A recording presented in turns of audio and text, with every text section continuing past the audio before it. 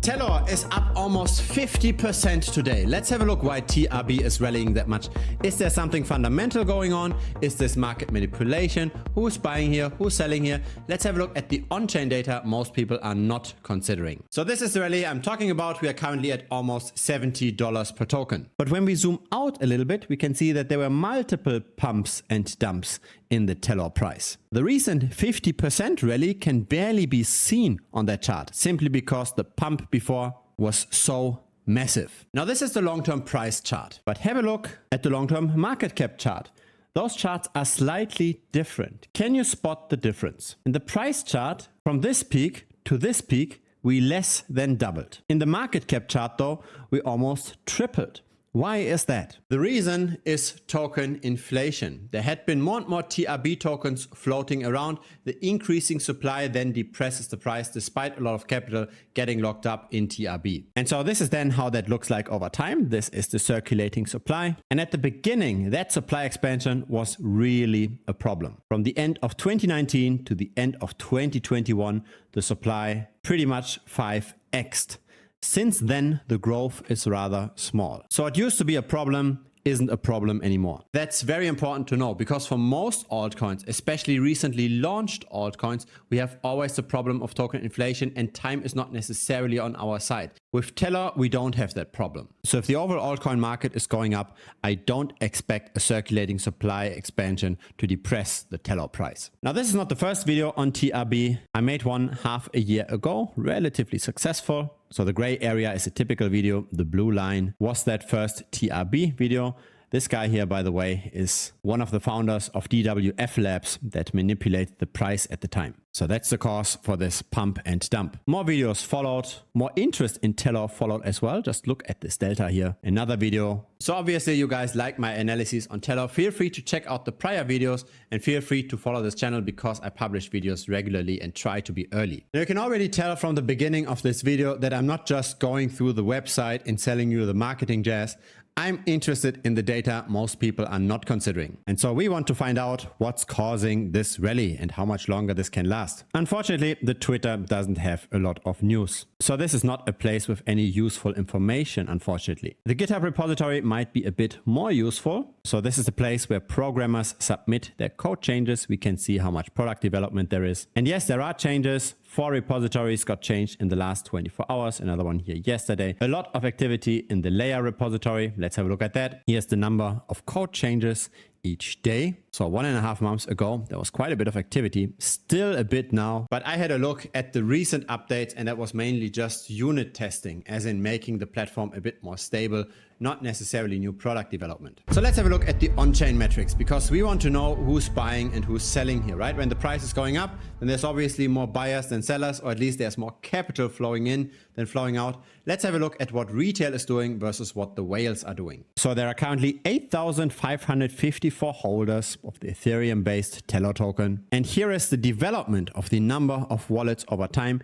based on a minimum holding threshold. So on the left side, we've got the wallets, the number of wallets that hold at least 15 TRB tokens. At the current price, that's roughly $1,000. That's what I'd consider small retail. For the middle chart, we go a 10x for that minimum holding threshold. So that's now $10,000 worth of the token.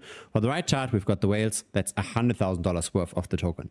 Very similar holder dynamics. Not a lot of buying nor selling. There are our ups and downs, but overall, the number of investors on chain at least is not increasing over time. Now, why do I say on chain? I say on chain because a lot of the trading volume of TRB actually does not happen transparently on the blockchain. Initially, DWF Labs, a market maker, held a lot of TRB tokens. Then over time, Binance took over those tokens, bought the tokens from DWF. And so now we see most of trading volume happening on Binance and also on OKX.